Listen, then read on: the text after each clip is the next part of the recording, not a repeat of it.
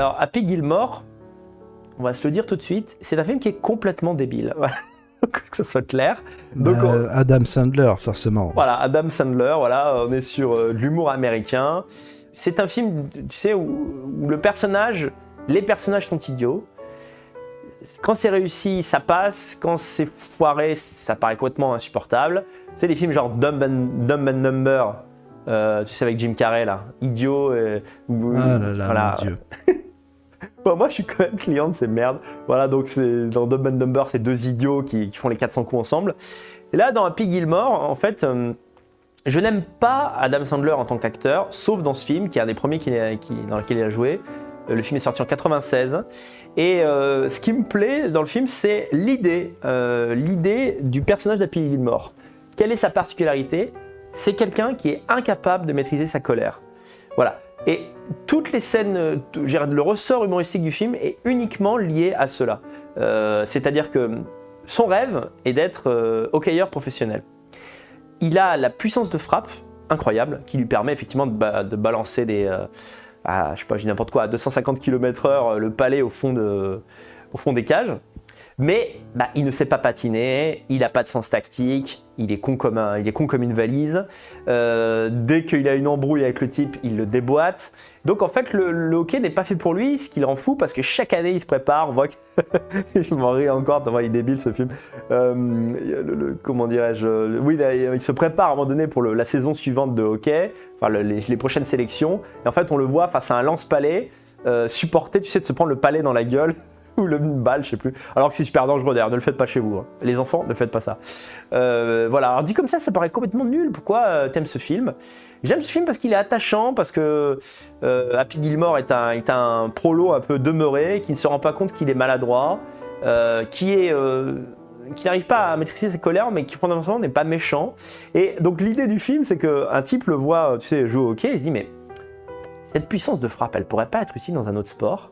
Et donc, on fait essayer à Happy Gilmore le golf. Et de façon surprenante, il est plutôt bon là-dedans. Il manque de finesse au début, évidemment. Comme c'est un sport qui requiert de la technique, au début, il n'est pas si bon que ça, mais il envoie la balle hyper loin. Et il y a une rythmique de gag dans ce film qui fait que, même si tu sais... Ce que j'ai aimé dans ce film, c'est sa capacité décérébrante, si je puis dire, mais également attachante, c'est-à-dire le personnage, t'as envie de l'avoir pour pote. C'est le mec un peu dingue que t'as envie de voir en soirée de temps en temps. Il y a une scène par exemple où tu sais, il connaît pas, il sait pas comment ça marche le golf, et donc il est sur un terrain de golf, et à un moment donné il y a un type qui vient et qui lui prend ses clubs. Et en fait ce type, quand vous connaissez un peu le golf, c'est simplement ton assistant qui s'appelle le caddie. Le caddie porte le caddie, en quelque sorte, il porte tes clubs. Et lui, il croit qu'il est en train de se faire voler. Donc il défonce le mec à coups de club. Voilà. Donc il y a un ressort comique, c'est en gros, le personnage a une barre de colère, et entre 1 et 20, tu vois. Et plus elle s'approche de 20, plus il est au bord de l'explosion. Et je me souviens avoir vu ce film avec mon père, et c'est un des rares films comiques que j'ai vu plusieurs fois.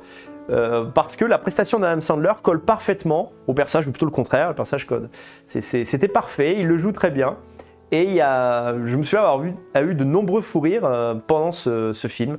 Donc on va dire que c'est tout simplement une comédie, tu aurais dû le mettre dans un top des comédies. Oui, alors il y a quelque chose de plus ou de moins dans ce film que dans une comédie, mais... c'est un film qui paraît aussi un petit peu amateur. Vous voyez Adam Sandler très jeune, fait avec un très petit budget, et ce côté un peu film comique indépendant avec une idée de scénario, en gros un personnage ultra colérique, eh bien je trouve qu'elle donne elle donne un peu une consistance au film qui fait que si vous le voyez, je pense que vous l'apprécierez et que vous aurez plusieurs rires et donc vous finirez avec un sourire par la force des choses. Oui, c'est Mr Bean. Alors, non, c'est pas aussi... J'aime pas Mr Bean, par exemple. Mr Bean, c'est un comique de corps, quoi. Voilà, c'est le mec qui est complètement démantibulé, un peu à la Keaton, c'est censé te marrer par rapport à ça. Non, là, je dirais que c'est simplement... ça vaut essentiellement pour la prestation d'Adam Sandler, qui, lorsqu'il essaie de se maîtriser et il parvient difficilement, et à mourir de rire. Alors essayez de voir, je déteste faire ce genre de commentaires, mais je vais quand même le faire ici. Essayez de voir quand même plutôt le film en version originale. Parce que si vous regardez la bande-annonce en français, vous allez dire oh là, c'est encore plus débile que ce que disait Daniel, je vais pas me lancer là-dedans. Bon, c'est pas un film indispensable, hein, sincèrement. Mais en anglais, c'est beaucoup plus convaincant. Voilà, je l'ai revu récemment, j'ai encore bien ri. Donc ça occupe bien un dimanche après-midi.